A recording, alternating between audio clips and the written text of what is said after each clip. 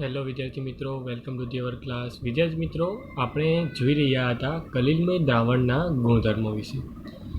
કલિલમય દ્રાવણના ગુણધર્મો વિશે વાત કરતાં આપણે 4 ગુણધર્મોની વાત ઓલરેડી કરી ચૂક્યા છે લાસ્ટ લેક્ચર દરમિયાન, લાસ્ટ સેક્શન દરમિયાન, જેમાં સંખ્યાત્મક ગુણધર્મ હોય, ટિન્ડલ અસર હોય, રંગ, બ્રાઉનિયન ગતિ, આ બધી વસ્તુ વિશે આપણે વાત કરી ચૂક્યા છીએ.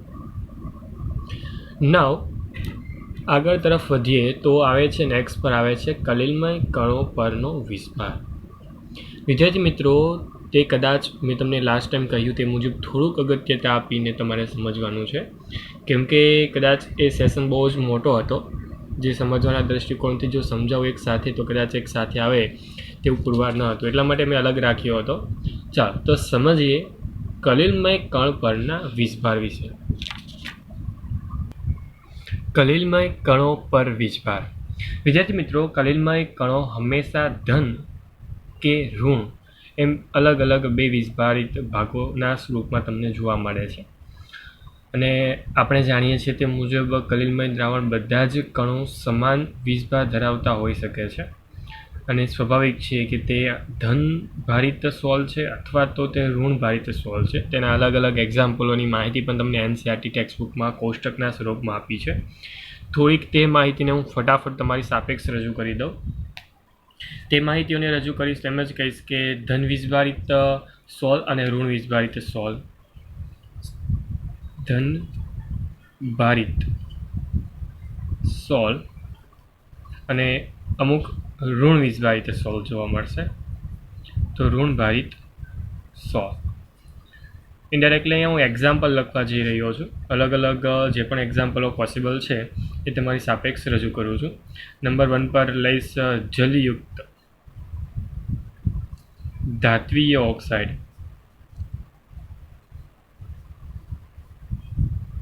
જેની અંદર બહુ બધા અલગ અલગ ધાતુઓ તમને જોવા મળે, ધાતુના ઓક્સાઇડ જોવા મળશે, જેની અંદર XH2O ફોર્મની અંદર તમને તે પ્રક્રિયાઓના ભાગ સ્વરૂપે જોવા મળશે. ઓકે, તો ખાસ કાળજીપૂર્વક તેને યાદ રાખવાના છે તમારે, કેમ કે વિકલ્પના ભાગ સ્વરૂપે તમને અલગ અલગ પૂછાતા આવ્યા છે અને પૂછાય જ છે. ત્યારબાદ Fe2O3 XH2O. ચાલો, ત્યારબાદ નંબર 2 પર લઈશ એ છે બેઝિક ડાયસ્ટર, જેને સામાન્ય રીતે હું રંગક બોલીશ. પદાર્થ બેઝિક સ્વરૂપમાં તમને જોવા મળે છે. ઓકે, અને તેના ઉદાહરણના ભાગ સ્વરૂપે ખાસ શબ્દ યાદ રાખજો, તેના ઉદાહરણના ભાગ સ્વરૂપે તમને જોવા મળશે મિથિલિન બ્લુ. હવે મિથિલિન બ્લુ શું છે? તો એક પ્રકારનો પદાર્થ છે જે રંગકના સ્વરૂપમાં વપરાય છે, એક પ્રકારના રંગના સ્વરૂપમાં વપરાતો પદાર્થ છે, ક્લિયર? જે પણ સામાન્ય રીતે કલિલમય સ્વરૂપ જ છે. ત્યારબાદ હિમોગ્લોબિન, સામાન્ય ઉદાહરણ તમે જાણો જ છો, લોહીનો એક ભાગ છે. ઓકે, તો દાખલા તરીકે હું લખી દઉં છું લોહી.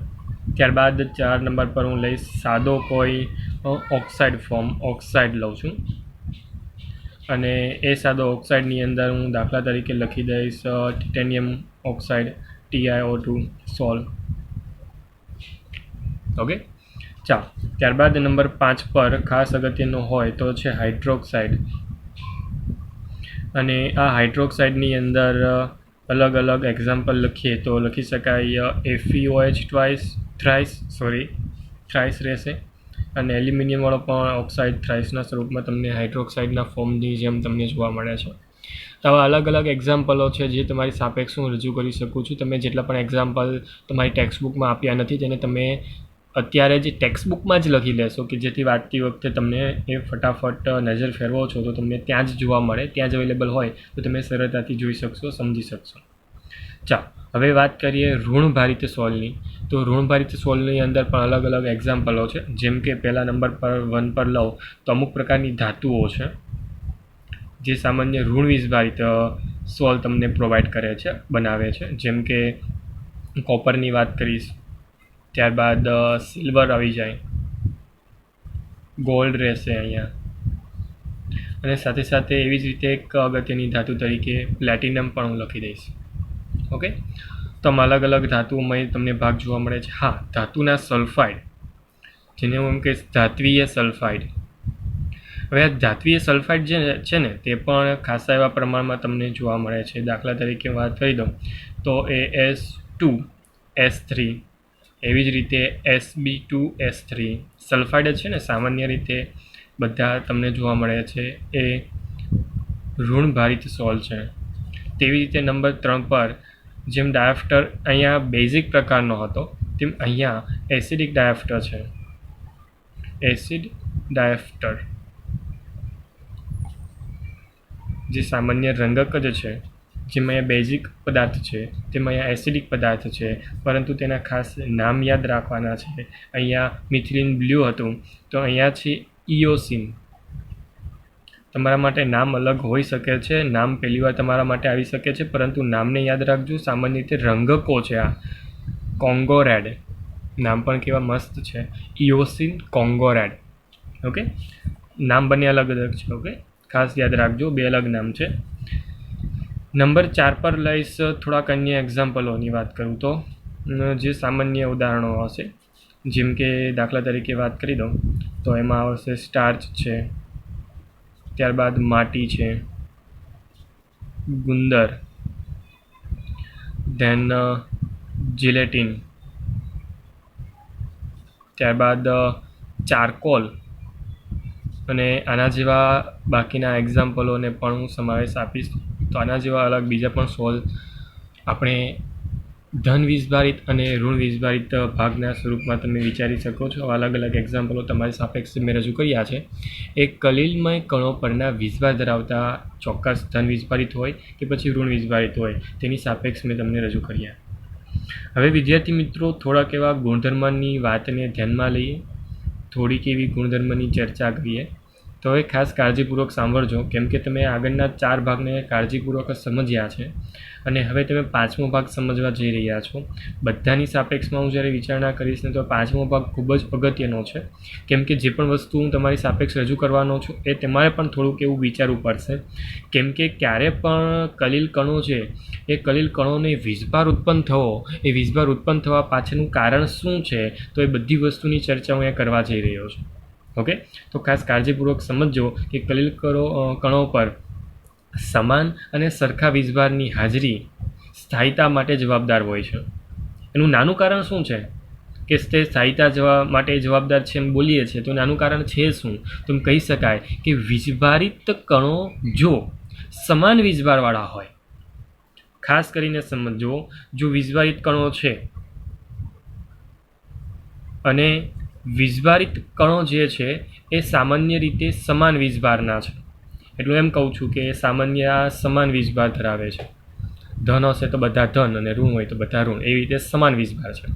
જો સમાન વીજભારિતવાળા હશે ને તો એ બંને વચ્ચે શું થાય તમે જાણો છો, તે બંને વચ્ચે અપાકર્ષણ થાય અને અપાકર્ષીય બળો ત્યાં તમને જોવા મળે અને તેઓ એકબીજાની નજીક આવીને સમુચિત થતાં રોકી શકે છે. મતલબમાં હું એવું જ કહેવા માગું છું કે બધા જ કણો ધન વીજભારિત હશે, ક્યાં તો તે ઋણ વીજભારિત છે, મતલબમાં સમાન પ્રકારના વીજભાર છે.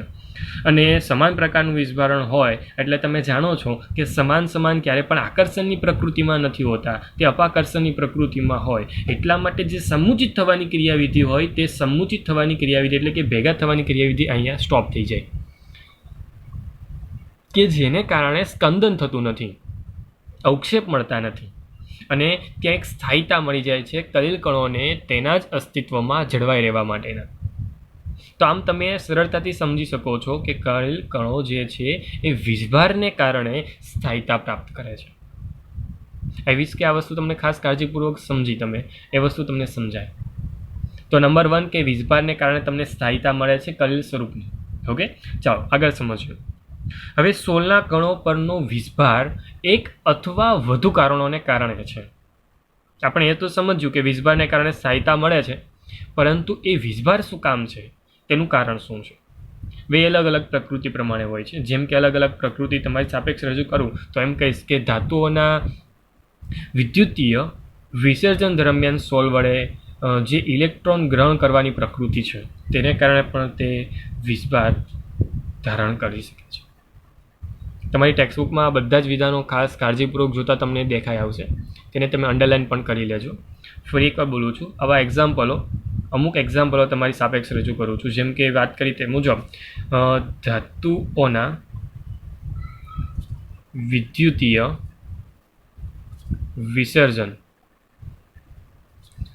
દરમિયાન સોલ કણો વડે ઇલેક્ટ્રોન ગ્રહણ કરે છે. શું કરે છે? ઇલેક્ટ્રોન ગ્રહણ કરે છે અને તેને કારણે તેને વીજભાર ધારણ કરીને વીજભારીય પ્રકૃતિ મળે છે. ધેન આગળ વિચારવા જાઓ તો આગળ વિચારણામાં એમ પણ લખી શકું છું કે દ્રાવણમાંથી આયનોનું પસંદગીયુક્ત અધિશોષણ. હું આ એક વિધાનોને ખાસ કાળજીપૂર્વક સમજાવીશ અને અંતમાં એવું પણ કહી શકીશ કે વિદ્યુતીય દ્વિસ્તરમાં સૂત્રણ થવાને કારણે. આવા અલગ અલગ એક્ઝામ્પલો જે તમારી સાપેક્ષ મેં રજૂ કર્યા, જે હું ફક્ત એટલું દર્શાવવા માગું છું કે આવા કારણો છે કે જેને કારણે કોઈ કલિલમય કણો એટલે કે કણોની જે પણ પ્રકૃતિ છે તે વીજભાર ધારણ કરે છે. જેમાં ધાતુના વિદ્યુતીય વિસર્જન દરમિયાન તે સોલ જે પણ છે એ કણો પોતાની પ્રકૃતિ મુજબના ઇલેક્ટ્રોનનું ગ્રહણ કરવાની પ્રકૃતિમાં હોય છે, જેને કારણે પણ તેને વીજભાર મળે છે. ત્યારબાદ દ્રાવણમાંથી આયનોનું પસંદગીયુક્ત અધિશોષણ થતું જોવા મળે છે. ત્યારે પણ એ અધિશોષણને કારણે તે બાહ્ય પ્રકૃતિ મુજબ એક ચોક્કસ પ્રકારનો વીજભાર ધારણ કરે છે અને એવી જ રીતે વિદ્યુતીય દ્વિસ્તરની રચના થાય અને વિદ્યુતીય દ્વિસ્તરની રચના પણ એક સામાન્ય કારણ બની જાય છે કે કોઈ ચોક્કસ પ્રકારનો વીજભાર એ કણોને મળે. આમ અલગ અલગ પ્રકૃતિ મુજબ તમે યોગ્ય પ્રકૃતિને સમજી શકો છો. હું તમને એક નાની પ્રકૃતિને સમજાવું, એટલે કે દ્રાવણમાંથી આયનોનું પસંદગીયુક્ત અધિશોષણ શું છે. હવે પસંદગીયુક્ત અધિશોષણ થવા માટે અથવા તેમ કહું કે સોલના કણોની એ ઉદ્ભવતા વીજભારની બાબતને જો હું સમજાવવા જાઉં તો એ અલગ અલગ બે મુદ્દાઓ તમારી સાપેક્ષ રજૂ કરીશ. એ બે મુદ્દાઓ ખાસ કાળજીપૂર્વક સમજજો. ફરી એકવાર આ બે મુદ્દા શું છે તો લખી શકાય કે આયનોની પસંદગીયુક્ત અધિશોષણ દ્વારા સોલના કણો પર ઉદ્ભવતા વીજભારની માહિતી છે. ઓકે, જે સામાન્ય બે મુદ્દાઓને અનુલક્ષીને હું તમારી સાપેક્ષ રજૂ કરું છું. નંબર 1, પહેલો મુદ્દો લખી શકાય કે સોલના કણો ધનાયન એટલે અથવા એમ લખું છું કે ધનમય. ઓકે, ધનાયન અથવા તો ઋણાયન, એમ અલગ અલગ બે શબ્દોને ધ્યાનમાં લઈને વાત કરવા જઈ રહ્યો છું. અથવા તો ધનાયન અને ઋણાયન વડે પસંદગીકાર અધિશોષણને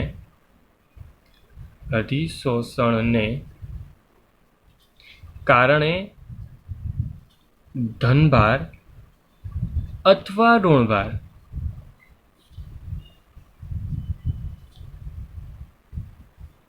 પ્રાપ્ત કરશે. મુદ્દો ફરી એકવાર રાખો. સોલના કણો ધનાયન અને ઋણાયન વડે પસંદગીકાર અધિશોષણને કારણે ધન વીજભારિત અથવા તો ઋણ વીજભારિત બનવાનું છે. આ પ્રકૃતિ એકદમ સહેલી છે, પરંતુ આ પ્રકૃતિ હું યોગ્ય ઉદાહરણ દ્વારા સમજાવીશ ત્યારે તમને વધુ સરળતાથી સમજ પડી જશે. અને સાથે સાથે બીજો મુદ્દો પણ ખાસ કાળજીપૂર્વક સમજો. જો બે કે તેથી વધારે આયનો નો પરિક્ષેપણ માધ્યમમાં હાજર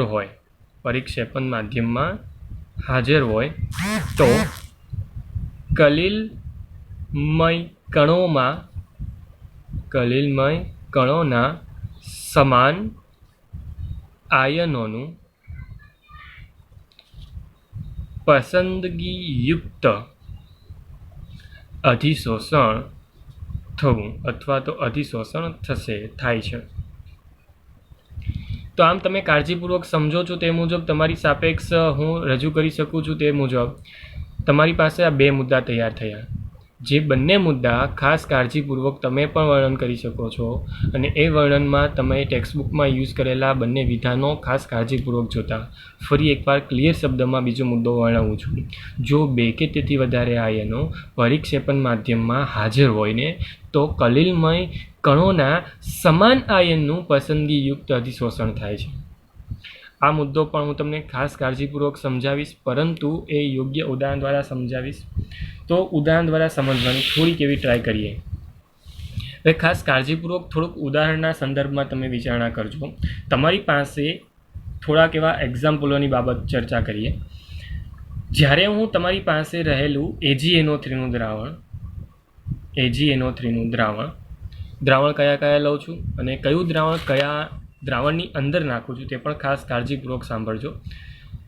AgNO3નું એટલે કે સિલ્વર નાઇટ્રેટનું અતિમંદ દ્રાવણ છે અને પોટેશિયમ આયોડાઇડ એટલે કે KIના અતિમંદ દ્રાવણમાં ઉમેરું છું. મતલબમાં સિલ્વર નાઇટ્રેટનું દ્રાવણ તમે ઉમેર્યું કેની અંદર? KIની અંદર. તે સમયે તેમાં અવક્ષેપણની ક્રિયા ચાલુ થવાની છે અને અવક્ષેપણની ક્રિયા ચાલુ થશે એટલે તમે સિમ્પલ શબ્દમાં જાણો છો તે મુજબ જે પાત્રની અંદર પ્રક્રિયા થવાની છે એ પાત્રની અંદર જવાબના ભાગ સ્વરૂપે બનવાનો છે AgI, સિલ્વર આયોડાઇડ. વિદ્યાર્થી મિત્રો, આ સિલ્વર આયોડાઇડનો અણુ એક નાનો એવો અણુ બનશે. હવે તમે જાણો છો તે મુજબ અવક્ષેપ ડાયરેક્ટ નથી બનવાનો, તે કલિલમય પ્રકૃતિમાં પહેલાં આવશે એટલે એક કલિલમય પ્રકૃતિની અંદર તે તૈયાર થઈ છે. હવે જે પણ આ કલિલમય પ્રકૃતિ અંદર તૈયાર થયો ને તેની પ્રકૃતિ સામાન્ય AgI એટલે કે સિલ્વર આયોડાઇડની એ પરિક્ષેપિત માધ્યમની અંદર રહેલા આયોડિન, પરિક્ષેપિત માધ્યમમાં શું રહેલું હશે? આયોડિન. કેમ કે KIનું દ્રાવણ છે તો આયોડિન તો રહેલો જ હશે. તો એ વધારાના આયોડિન સાથે તે અધિશોષાશે. મતલબમાં હું એવું કહેવા માગું છું કે આવી રીતે બાકીની બાહ્ય સપાટીને અનુલક્ષીને તે આયોડિન શોષાશે, તેનું અધિશોષણ થશે. એટલે હું આ જે સોલ્વ છે ને તેને ઋણ વીજભારિત સોલ્વ કહીશ. કેમ ઋણ વીજભારિત સોલ્વ કરું છું? કેમ કે ઋણ વીજભારિત સોલ્વ કહેવા પાછળનું કારણ એટલું છે કે જ્યારે AgI બને છે તો સાથે સાથે I- પ્રકૃતિ પણ ત્યાં જોવા મળે છે. એટલા માટે જ તે પ્રકૃતિને, તે સોલ્વને હું ઋણ ભારિત સોલ્વ કહીશ. હવે કદાચ તમે જુઓ છો તે મુજબ એક કણ બને છે તો એ કણને પ્રકૃતિ વાઇઝ કદાચ એ અધિશોષણની પ્રકૃતિ છે કે જેને કારણે તેને એક ચોક્કસ પ્રકારનો વીજભાર મળે છે. જો આવી જ રીતે ફરી એકવાર એક ઉદાહરણ લેતો હોઉં, ફરી એકવાર એક ઉદાહરણોની વાત કરતો હોઉં તો આ જ દ્રાવણોની વાત કરી દઉં, આ જ દ્રાવણોથી સમજાવું.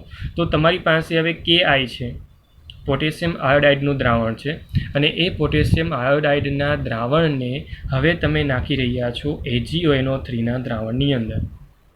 શું કરો છો? AgNO3ના દ્રાવણની અંદર તમે હવે તેને નાખ્યું. હવે AgNO3ના દ્રાવણની અંદર તમે જો તેને નાખો છો તો સ્વાભાવિક છે કે ત્યાં પણ એક નિપજના ભાગ સ્વરૂપે તમને જોવા મળશે ફરી એકવાર AgI. મતલબમાં ફરી એકવાર તમને દ્રાવણની અંદર સિલ્વર આયોડાઇડ તમને નિપજ તરીકે મળી આવે છે. પરંતુ પરિક્ષેપિત માધ્યમની અંદર હવે વધુ માત્રાની અંદર Ag છે. ઓકે, જો અહીંયા AgI તો આમાં KI જે માત્રામાં I છે તેની હાજરી અહીંયા જોવા મળી. જ્યારે AgNO3 હતું તો અહીંયા Agની હાજરી વધુ જોવા મળે છે કે તેના જ કારણે Ag+ જે છે તેનું અધિશોષણ થશે અને તેનું અધિશોષણ થવાને કારણે જેમ ઉપર ચર્ચા કરી, ઉપર વાત કરી તે મુજબ અહીંયા તમને પ્રકૃતિ વાઇઝ આવું જોવા મળશે.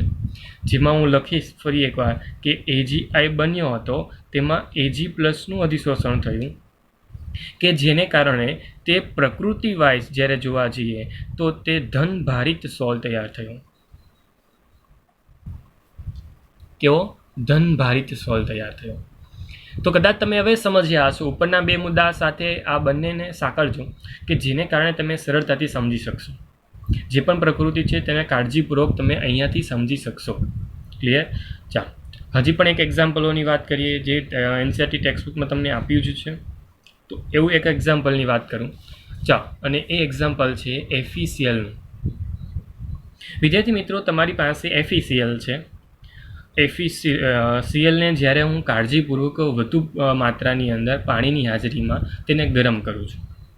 ગરમ કરીશ ને એટલે સામાન્ય પ્રકૃતિ મુજબ તે પાણીના હાજરી હોવાને કારણે યોગ્ય ઓક્સાઇડની ફોર્મની અંદર તે કન્વર્ઝેશન પામે છે, અથવા તો ઓક્સાઇડના ફોર્મની અંદર તે આવી જવાનું છે. એટલે તેનું રૂપાંતર થઈ જશે Fe2O3 ઇન્ટુ XH2O ફોર્મની અંદર. ઓકે, એટલે આવી રીતે ફેરિક ઓક્સાઇડ, જલયુક્ત ફેરિક ઓક્સાઇડ જેને આપણે બોલીએ છીએ, જલયુક્ત ફેરિક ઓક્સાઇડનો આ ભાગ જોવા મળે છે. પરંતુ દ્રાવણની અંદર આપણે જાણીએ છીએ તે મુજબ ફક્ત પાણી અને તમારો FeCl હોવાને કારણે તેની ફરતી તરફ એટલે જો આ કોઈ કલિલમય કણ છે તો એની ફરતી બાજુએ Fe+3ની પ્રકૃતિ તૈયાર થશે.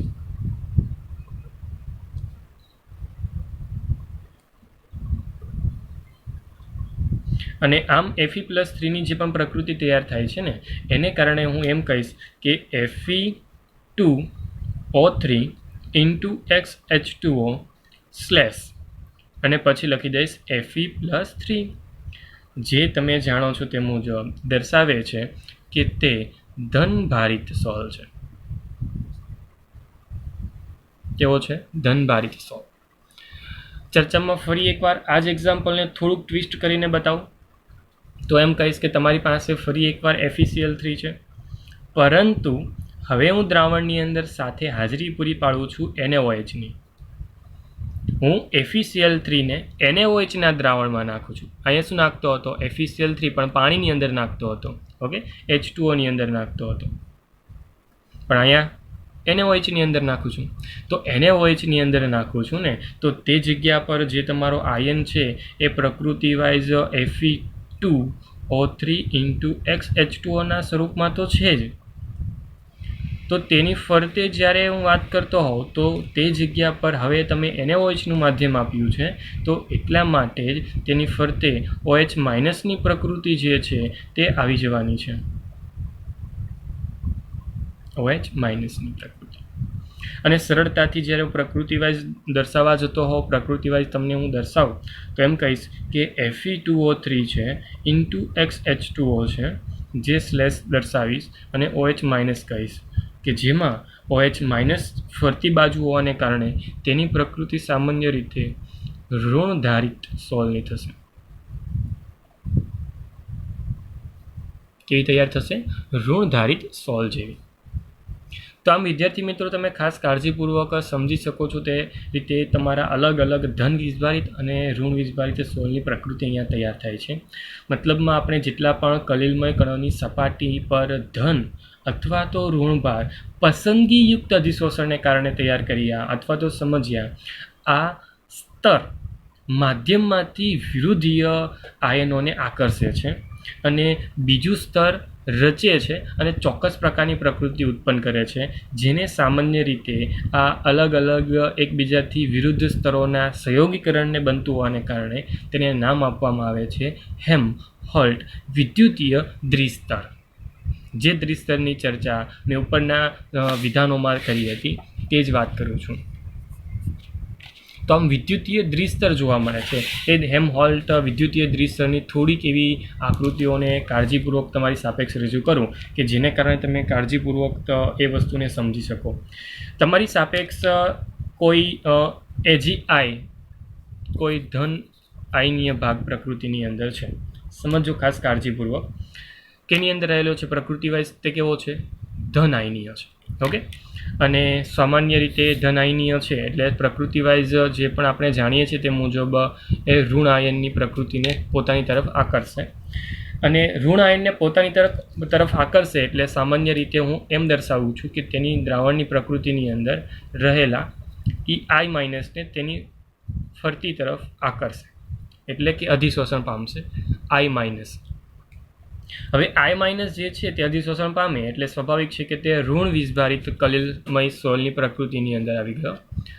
હવે ઋણ વીજભારિત પ્રકૃતિ છે, તમે જાણો છો તે મુજબ તમારી પાસે એક લેયર તૈયાર થયું એ I- નું હતું, પરંતુ પાત્રની અંદર તે જગ્યા પર જે I- છે ને તે સામાન્ય રીતે કે સાથે સંકળાયેલો છે. એટલે જે જગ્યા પર આઈ જશે ને તે જગ્યા પર તેટલી માત્રામાં યોગ્ય રીતે કે પ્લસ પણ જવાનો છે. મતલબમાં બાહ્ય માધ્યમની અંદર આ કે પ્લસનું એક ચોક્કસ લેયર જોવા મળશે અને આમ ચોક્કસ અને ડેફિનેટલી રીતે તમે જુઓ છો, તમે સમજો છો, તે જ રીતે એક લેયરબદ્ધ તૈયાર ભાગ થયો. હું એક તરફનો ભાગ દર્શાવું છું, ખાસ કાળજીપૂર્વક સમજજો. અને આમ એક લેયરબદ્ધ એક આકૃતિ વાઇઝ એક ભાગ તૈયાર થાય છે અને આ ભાગ કન્ટિન્યુઅસલી આવી રીતે આખો ભાગ જ ગો રાઉન્ડ ભાગ પૂર્ણ કરવાનો છે. નો ડાઉટ આપણે આખો ભાગ નથી દર્શાવતા, પરંતુ જે ભાગ જરૂરી એટલો ભાગ તમને દર્શાવ્યો. પરંતુ જે ભાગ તૈયાર કર્યો ને એ ગોળાકાર અર્ધગોળાકાર ભાગ મેં જેટલો તૈયાર કર્યો આખો ગોળાકાર ભાગ છે. પરંતુ જે આ પટ્ટામય રચના છે કે જેની અંદર આઈ માઇનસ અને કે પ્લસની રચના છે તે ભાગને કહેવામાં આવે છે સ્થિર સ્તર. એ ભાગ કેવો છે? સ્થિર સ્તર છે. મતલબમાં આ કલિલમય કણ તેની ફરતે રહેલા આયનોમય રચના કે જે આયનોમય રચના તેને યોગ્ય રીતે આકર્ષણને કારણે તેની સાથે સંકળાયેલી છે. આઈ માઇનસ સંકળાયેલો છે એટલે તમે જાણો છો તે મુજબ આઈ જે છે એ ઋણ વીજભારિત છે એટલે તે ધન વીજભારિતને આકર્ષે અને તેની સાથે સંકળાયેલો છે આ ધન વીજભારિત. તો આમ પ્રકૃતિ વાઇઝ જોવા જઈએ ને તો આ સ્થિર સ્તર તૈયાર થયું. પરંતુ જ્યારે પણ હજી દ્રાવણની પ્રકૃતિને વિચારવા જાઓ, દ્રાવણની વાત કરું તો દ્રાવણમાં બાકીના આયનો પણ હજી છૂટા ફરી રહ્યા છે. તેના આ લેયરબદ્ધ રચના જે પણ તૈયાર કરે છે આ સ્થિર અવસ્થાને આધારે, તો એ લેયરબદ્ધ રચના જે પણ છે સામાન્ય રીતે એ કે પ્લસ અને આઈ માઇનસની પ્રકૃતિને હજી પણ તે સાંકળી શકે છે, અથવા તો તે આયનોની પ્રકૃતિ દ્રાવણની અંદર જે છૂટી છે તે પ્રકૃતિને આપણે ભૂલવાની નથી. હું એમ કહેવા માગું છું કે આ આયનો પ્રસરણ પામી શકે તેવા છે. એટલે હું આ ભાગ જે રચના કર્યો ને તે ભાગને હું એમ કહીશ કે તે પ્રસરિત સ્તર છે. કેવું સ્તર છે? પ્રસરિત સ્તર.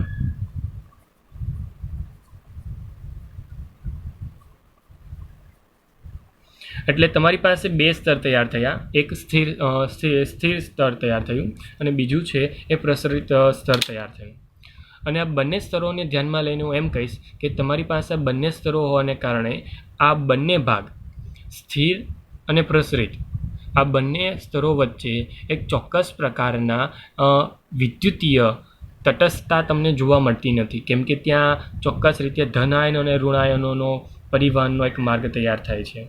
વાત કરી તે મુજબ કલિલમય કણની આસપાસ આ બંને એકબીજાથી વિરુદ્ધ સ્તરોની જે પણ સંયોગીકરણની જે પણ વાત કરીએ છીએ, જેને આપણે દ્વિસ્તરીય રચના કહીએ છીએ, તેને નામ આપવામાં આવ્યું છે હેલ્મહોલ્ટ્ઝ વિદ્યુતીય દ્વિસ્તર. શું નામ આપવામાં આવ્યું છે? હેલ્મહોલ્ટ્ઝ વિદ્યુતીય દ્વિસ્તર. તેને દર્શાવવાની રીત જ્યારે નામ લેખવામાં આવે, જેમ આપણે અહીંયા દર્શાવતા હતા એવી રીતે અહીંયા દર્શાવીએ તો લખી શકાય કે AgI પહેલાં કે પ્લસ આવી શકે છે અને પછી આઈ માઇનસ આવી શકે છે. અથવા હું આવી રીતે પણ લખી શકું છું કે પહેલાં આઈ માઇનસ AgI આવી શકે છે અને Ag પ્લસ આવી શકે છે અને પછી આઈ માઇનસ આવી શકે છે. મતલબમાં પ્રકૃતિ વાઇઝ હું તમને દર્શાવું છું, તો આ પ્રકૃતિ વાઇઝ તમે ધન આયન અથવા તો ઋણ આયનની પ્રકૃતિ વાઇઝ તમે લખાવી શકો છો, યોગ્ય રીતે દર્શાવી શકો છો. આમાં કોઈ બેમત નથી, આમાં કોઈ વધારે ચિંતા જેવી બાબત નથી. પરંતુ જે પણ દ્વિસ્તર તૈયાર થયું છે તેને નામ આપવામાં આવ્યું છે હેલ્મહોલ્ટ્ઝ વિદ્યુતીય દ્વિસ્તર. દ્વિસ્તરનું પ્રથમ લેયર જે છે તે સામાન્ય રીતે સ્થિર અને સખત હોય છે. જે આપણે આ કે અને આઈની દ્વારા દર્શાવ્યું તે સખત છે, સ્થિર છે. ઓકે, એટલા માટે તેને સ્થિર સ્તર કહ્યું છે. અને જ્યારે બીજું સ્તર જે છે એ આ બહાર તરફનું છે, જેને આપણે પ્રસરિત સ્તર તરીકે ઓળખીએ છીએ. હવે દ્વિસ્તરની જે પણ સ્થિર હોવાની કે પછી પોટેન્શિયલમાં જોવા મળતા પ્રસરિત સ્તરને હોવાને કારણે તમને અલગ અલગ આ બંને સ્તરો વચ્ચેનો વીજભારને લીધે આ બંને પટની જે પણ પોટેન્શિયલનો તફાવત ઉત્પન્ન થાય છે, બે પટની વચ્ચે પોટેન્શિયલનો તફાવત ઉત્પન્ન થાય છે. ખાસ કાળજીપૂર્વક સાંભળજો, પોટેન્શિયલનો તફાવત, કેમ કે આયનોના વીજભારિતયુક્ત આયનોની વચ્ચે જ્યારે પણ આ વસ્તુ ઘર્ષણ જેવી ક્રિયાવિધિ થતી હોય તો પોટેન્શિયલના તફાવતની ચર્ચા તો કરવી જ પડે, કેમ કે તે વીજભારિત ભાગો છે અને વીજભારિત ભાગો ત્યાં ચોક્કસ પ્રકારના પોટેન્શિયલની તફાવત ઉત્પન્ન થાય છે. આ પોટેન્શિયલનો તફાવત સામાન્ય પોટેન્શિયલના તફાવત જેવો, એટલે કે કેપેસિટન્સ જે હોય, કેપેસિટન્સ જે આપણે પંખામાં યુઝ કરીએ છીએ, જે આપણે ફિઝિક્સની ભાષામાં યુઝ કરીએ છીએ, તેને સામાન્ય વિદ્યુત સ્ટોરેજ તરીકે આપણે યુઝ કરીએ છીએ. ઓકે, તો જે આ કેપેસિટન્સ છે, તો એ કેપેસિટરના ઉત્પાદનમાં નહીં બોલી શકાય, પણ એમ કહીશ કે કેપેસિટરના ઉદ્ભવતા પોટેન્શિયલના જેવો જ તફાવત આ પોટેન્શિયલનો તફાવત છે. થોડીક એવી ચર્ચામાં હું એમ જ કહીશ કે ઇનડાયરેક્ટલી આ તફાવત જે છે તે ખાસો એવો તમને જોવા મળે છે. અને સ્થિર સ્તર અને વિરુદ્ધ વીજભાર ધરાવતા પ્રસરિત સ્તર વચ્ચેના આ પોટેન્શિયલનો તફાવત વીજગતિજ પોટેન્શિયલ, ખાસ કાળજીપૂર્વક સાંભળજો, તેને અલગ અલગ નામથી સાંકળીશું. વીજગતિજ પોટેન્શિયલ, અથવા તો તેને હું બીજા એક શબ્દથી સાંકળું છું અને એ શબ્દ છે જીટા પોટેન્શિયલ. શબ્દને યાદ રાખજો, જીટા પોટેન્શિયલ. ઓકે, તો અલગ અલગ શબ્દ સાથે મેં તમારા આ પ્રકૃતિને, તમારા થિયરીના કોન્સેપ્ટને સાંકળી છે. ખાસ કાળજીપૂર્વક તમે પણ તેને યાદ રાખજો. ફરી એકવાર અને ક્લિયર શબ્દમાં બોલું તો પોટેન્શિયલનો જે પણ તફાવત હતો તે કેપેસિટર જે પણ હોય આપણું, તેના જેવી પ્રકૃતિની અંદર પોટેન્શિયલનો તફાવત ઉત્પન્ન થાય છે. એટલા માટે તેને નામ આપવામાં આવ્યું છે વીજગતિજ પોટેન્શિયલ અથવા તો જીટા પોટેન્શિયલ. પ્રકૃતિ વાઇઝ આપણે સમજીએ છીએ તે મુજબ તમારી પાસે આ આયનોનું હલનચલન અથવા તો તેમાં જોવા મળતા વિદ્યુતીય તફાવત યોગ્ય રીતે આપણે સમજી શકાય. પરંતુ જો અદ્રાવ્ય પદાર્થો તમારી પાસે છે, અથવા એમ કહું કે અદ્રાવ્ય અવક્ષેપો તમારી પાસે છે, અને અદ્રાવ્ય અવક્ષેપના બે કણો પાસે દ્વિસ્તર નથી. અત્યારે તો દ્વિસ્તરની આપણે વાત કરી, પરંતુ જો દ્વિસ્તર નથી હોતું તો સમજી જજો કે તે જગ્યા પર વાન્ડર વાલ્સ બળ લાગવાનું છે, તે એકબીજા તરફ નજીક આવી જવાના છે, અને તે નજીક આવવાને કારણે તેમાં અવક્ષેપન થવાનું છે. પરંતુ અહીંયા દ્વિસ્તર બની જાય છે, અહીંયા દ્વિસ્તરની રચના થઈ જાય છે, એના કારણે જ તે દ્વિસ્તરથી જ એકબીજાને અપાકર્ષણની પ્રકૃતિમાં રહે છે, એક ચોક્કસ અંતર જાળવી રાખે છે, અને એ ચોક્કસ અંતર તમારા અપાકર્ષણનું એ ચોક્કસ મૂલ્ય આ અભિગમમાં રહેલા કલિલમય કણને સ્થાયીતા આપે છે. ફરી એકવાર આખું જ કોન્સેપ્ટને ફરી એકવાર દોહરાવું છું. જ્યારે પણ તમે અદ્રાવ્ય પદાર્થોની પ્રકૃતિને વિચારતા હો અથવા તો અદ્રાવ્ય અવક્ષેપની વાત કરતા હો, અને તેમાં બે કણો વચ્ચે જો આ દ્વિસ્તરની બાબતોને નથી એક્સપ્લેન કરતા, હું એમ કહેતો કે દ્વિસ્તર નથી ઉત્પન્ન થતું, તો સમજી જવાનું કે ત્યાં વાન્ડર વાલ્સ બળ લાગવાનું છે, અને વાન્ડર વાલ્સ બળને કારણે તે એકબીજાથી નજીક આવી જવાના છે, તે એકબીજાની નજીક આવીને ખેંચાઈ જવાના છે, અને જ્યારે પણ એમ બે કણો ખેંચાઈ આવશે તો તે અવક્ષેપન થવાની ક્રિયાવિધિમાં, એટલે કે સ્કંદન થવાની ક્રિયાવિધિમાં આગળ વધવાના છે. સમજાયું? તો એ સ્કંદન થવાની પ્રકૃતિ જો નથી આવતી તો સમજી જવાનું કે તે જગ્યા પર આ દ્વિસ્તર ઉત્પન્ન થયું છે. દ્વિસ્તર ઉત્પન્ન થયું હોવાને કારણે જે મૂલ્ય, અપાકર્ષણનું જે મૂલ્ય હોય છે તેવું ખાસું એવું ઉત્પન્ન થઈ ગયેલું હોય છે. એના કારણે દ્વિસ્તરની રચના થઈ ગઈ છે, અથવા તેમ એના કારણે બોલી શકીએ છીએ કે અપાકર્ષણનું મૂલ્ય ચોક્કસ રીતે જળવાઈ રહે છે. અને અપાકર્ષણનું મૂલ્ય હોવાને કારણે, એકબીજાની નજીક ન આવતું હોવાને કારણે, એ કલિલમય કણો પોતાની જે પણ માધ્યમ છે, પરિક્ષેપિત માધ્યમ કહીએ છીએ આપણે તેને, તેની અંદર એ કલિલમય કણોની સ્થાયીતા તમને જોવા મળે છે.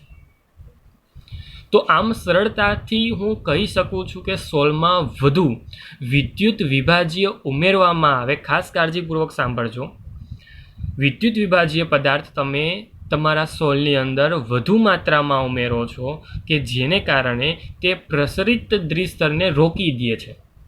શું કરું છું તો કે તમારા દ્રાવણની અંદર, એટલે કે તમારા સોલ જે પણ તમે બનાવ્યો છે તેની અંદર હું એક્સ્ટ્રા વિદ્યુત વિભાજ્ય પદાર્થ ઉમેરું છું, અને વિદ્યુત વિભાજ્ય પદાર્થનું કામકાજ જે છે તે એક્સ્ટ્રા થઈ ગયું છે, તે વધુ માત્રામાં ઉમેરી ગયો છે.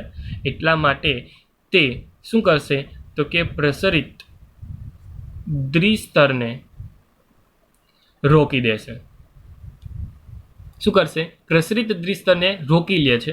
અને પ્રસરિત દ્વિસ્તરને રોકી લેશે એટલા માટે આપણે કહીએ છીએ તે મુજબ જે પોટેન્શિયલ ઉત્પન્ન થાય છે તે પોટેન્શિયલના મૂલ્યમાં ઘટાડો થાય છે. એટલા માટે એમ બોલું છું કે ઝીકા પોટેન્શિયલને ઘટાડે છે. અને તે કણોના વચ્ચે સ્થિર વિદ્યુતીય અપાકર્ષણનું જે પણ મૂલ્ય હતું તે મૂલ્ય પણ હવે ઘટવાનું છે. એટલે સિમ્પલ લોજિક હતો કે સ્થિર વિદ્યુતીય અપાકર્ષણ પણ શું થઈ રહ્યું છે? ઘટી રહ્યું છે. તેમાં પણ થઈ ગયો ઘટાડો. અને સિમ્પલ લોજિક છે કે જે હું તમને હમણાં જ કહી રહ્યો છું કે કલિલમાં અપાકર્ષણનું મૂલ્ય ઘટે છે તો સમજી જવાનું કે કલિલ જે છે હવે કલિલ નથી રહેતો, એ કલિલનું હવે અવક્ષેપન થવા લાગે છે. એટલા માટે હું એમ કહીશ કે કલિલ અવક્ષેપિત થવા લાગે છે. અને અંતમાં કલિલ કણો જે વિરુદ્ધ વીજભાર ધરાવતા આયનો પ્રત્યે જે ચોક્કસ પ્રકારની સંવેદનશીલતા ધરાવતો હોય તે રીતે આકર્ષાય છે અને કલિલમાંથી ચોક્કસ સંદર્ભ સ્વરૂપે એ અવક્ષેપન થવાની ક્રિયાવિધિમાં આગળ વધી જાય છે. તો આ વીસ કે તમને આખી લોજિકલ માહિતી સમજાય. લાસ્ટમાં જે પણ આ 16થી ચાલુ કર્યું તે માહિતી ફરી એકવાર દોહરાવું છું અને લાસ્ટ ટાઈમ દોહરાવું છું કે તમારી પાસે જે પણ સોલ ઉત્પન્ન કર્યો છે સામાન્ય દ્વિસ્તર રચના ધરાવે છે, પરંતુ જો તેની અંદર હું વધુ માત્રાની અંદર વિદ્યુત વિભાજ્ય પદાર્થ નાખી દઉં તો એ શું થશે? વિદ્યુત વિભાજ્ય પદાર્થ વધુ નાખીશ એટલે જે પણ આ બહારના પ્રસરિત સ્તરો જે છે એ બહારનો પ્રસરિત જે પણ દ્વિસ્તરની રચનામાં ભાગ ભજવે છે તે રોકાઈ જવાનો છે. એ રોકાઈ જશે એટલે જે પોટેન્શિયલ અહીંયા ઉત્પન્ન થતું હતું સપાટી પર એ પોટેન્શિયલ ઘટી જવાનું છે. એટલા માટે એમ કહીશ કે ઝીકા પોટેન્શિયલ ઘટી જાય છે. અને ઝીકા પોટેન્શિયલ ઘટેની કારણે સ્થિર વિદ્યુતીય અપાકર્ષણ જે લાગતું હતું તેનું મૂલ્ય ઘટી ગયું. અને તેના અપાકર્ષણના મૂલ્ય ઘટવાને કારણે જે કલિલમય પ્રકૃતિમાં રહેલો પદાર્થ છે, જે કણ છે, એ કલિલમયમાંથી સમુચિત થઈને અવક્ષેપિત થવા લાગે છે. એનું નાનું કારણ છે કે વિરુદ્ધ વીજભાર ધરાવતા આયનો પ્રત્યે હવે ચોક્કસ પ્રકારની સંવેદનશીલતા તે દાખવે છે અથવા તો તેના પ્રત્યે આકર્ષણ ઉત્પન્ન થાય છે. અને એ આકર્ષણને કારણે તે અવક્ષેપનમાં અથવા તો અવક્ષેપન થઈ જાય છે અથવા તો સ્કંદન થઈ જાય છે એમ આપણે બોલી શકીએ. તો આમ કાળજીપૂર્વક સમજતા આખો જ કોન્સેપ્ટ તમે એકબીજાની સાથે સાંકળતા એકબીજાની સાથે તાલબદ્ધ રીતે જે પણ માહિતી મેં તમને આપી છે તે ખાસ કાળજીપૂર્વક તમારે યાદ રાખવાની છે. જેમાં હેલ્મહોલ્ટ્ઝ વિદ્યુતીય દ્વિસ્તરની વાત હોય કે પછી ઝીકા પોટેન્શિયલની વાત હોય કે પછી પહેલાં જ કોષ્ટકની જે ચર્ચા કરી